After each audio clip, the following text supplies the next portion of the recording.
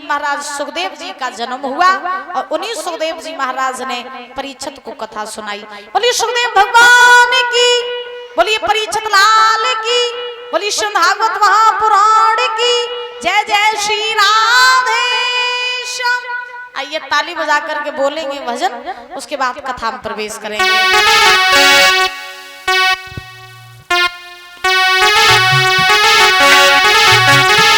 सभी लोग बोलेंगे क्या रास यमुना पे रचाईगा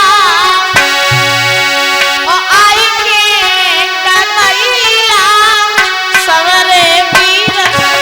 रास यमुना पे रचाईगा आई के कन्हैया सवरे वीर।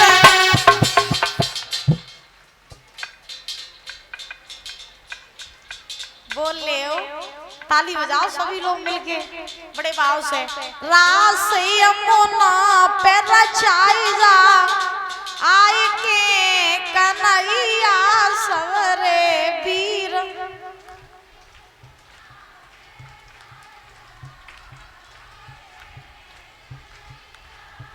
अम्मा तुम ताली नहीं बजाए रही और चश्मा वाली अम्मा ताली बजाओ, हैं? बजाओ ताली बजाओ, सभी लोग मिलके बोलो बड़े भाव से। रास यमुना पे रचाईगा आई के कन्हैया सवरे वीर। रास यमुना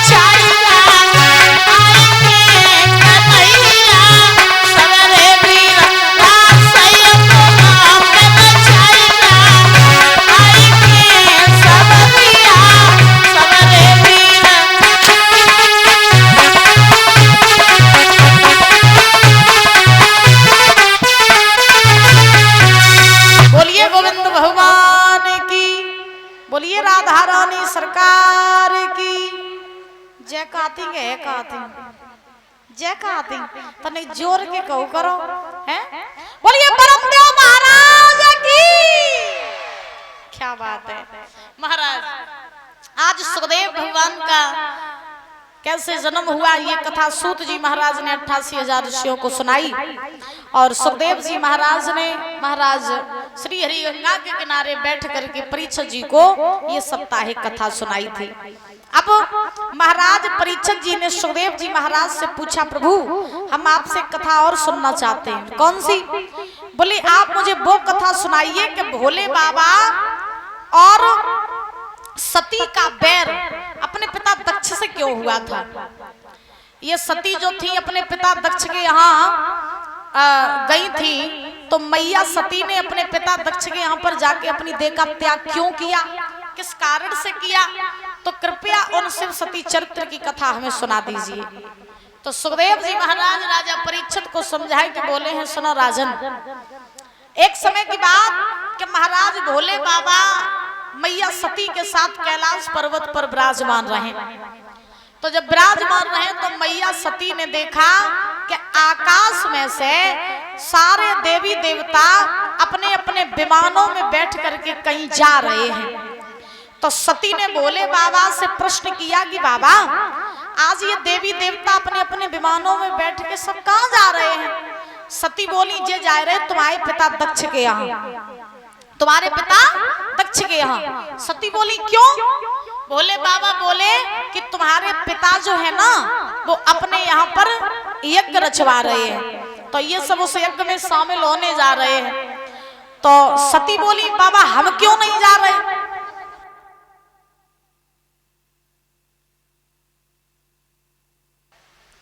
बोली गोविंद भगवान की। सुखदेव जी महाराज समझा रहे हैं राजन परीक्षित, आज सती ने भोले बाबा से कहा कि ये देवी देवता सब मेरे पिता के यहाँ यज्ञ में जा रहे हैं शामिल होने, बाबा हम क्यों नहीं जा रहे। भोले बाबा बोले, हम लोग जासो नहीं जा रहे, हमें बुलाओ नहीं गो। सती कहने लगी, अच्छा मेरा पिता इतना बड़ा यज्ञ रचवा रहा है और मुझे ही नहीं बुला रहा है। बाबा आपका तो हम चले जाएं, हो सकता है कि मेरे पिताजी हमें बुलाना भूल गए हो सकता है कि ज्यादा काम हो इस चक्कर में बुलाना भूल गए हो। भाई ऐसा कौन सा बाप होगा कि अपने घर कोई प्रोग्राम करे अपनी बिटिया दमाद को न बुलावे। क्यों परीक्षित जी, और तुम तो जानता ही हो कि घर में सबसे चहीते रिश्तेदार घर के बिटिया दमाद ही हो। अम्मा मूड लाए दो करो ने तो हाँ, तो घर में सबसे चहीते रिश्तेदार बिटिया दमाद हो। अब भोले बाबा ने सती से कही, बोले सती बिना बुलाए न जाओ, सम्मान नहीं होगा। सती कहने लगी, बाबा एक बार मुझे चलो जान दो ना, एक बार मुझे देखे आन दो मेरे पिताजी के यहाँ क्या हो रहा है, मुझे जाने दो। भोले बाबा बोले, मेरी बात मान ले सती, न जाओ बिना बुलाए। सती बोली, ये बाबा मुझे चलो जान दो। कहते ना जहाँ सम्मान ना हो वहाँ जाना नहीं चाहिए, जहाँ कोई चुप कराने वाला ना हो वहाँ रोना नहीं चाहिए, जहाँ कोई मनाने वाला ना हो वहाँ रूठना नहीं चाहिए, और जहाँ कोई समझने वाला ना हो वहाँ समझाना नहीं चाहिए। बोले बाबा ने सती तो कहीं मान लो मेरी बात, न जाओ। सती बोली, बाबा मुझे चलो जान दो। अच्छा माताओं की खासियत होती है, इन्हें मैं को ज्यादा प्यारो लगत महाराज। हाँ इन तो जब कह दो कि तुम सवेरे अपने मैं की चली जाइयो, तो सबरात बाबा खुशी के मारे इन्हें नींद नहीं आती।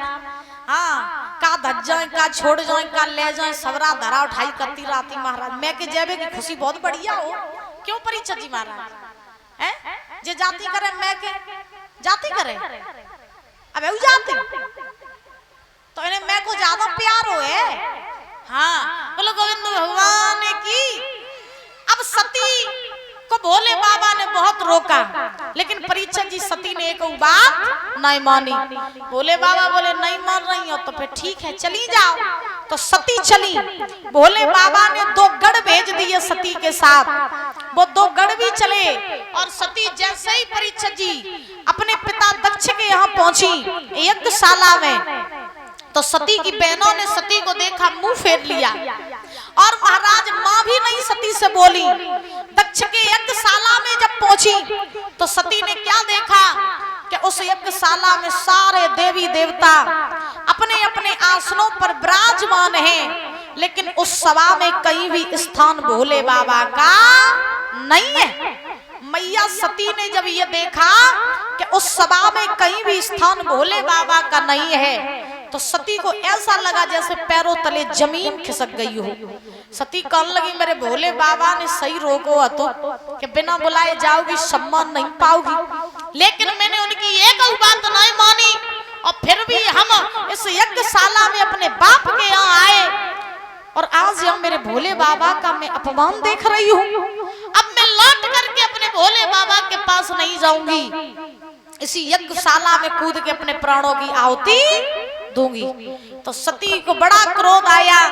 तो सती ने अपने पिता दक्ष से कहा, बोले दक्ष तूने देवों के देव महादेव का अपमान किया है, अब मैं लौट के अपने पति के पास नहीं जाऊंगी, तेरे इसी यज्ञशाला में हम अपने प्राणों की आहुति देंगे।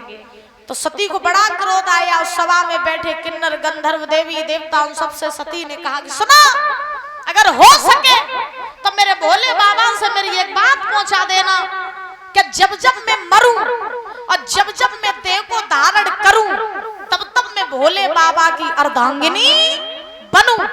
जब महाराज सती ने ये बात कही परीक्षित जी, तो इतना कह करके आज महाराज मैया सती ने क्या किया, हुआ ये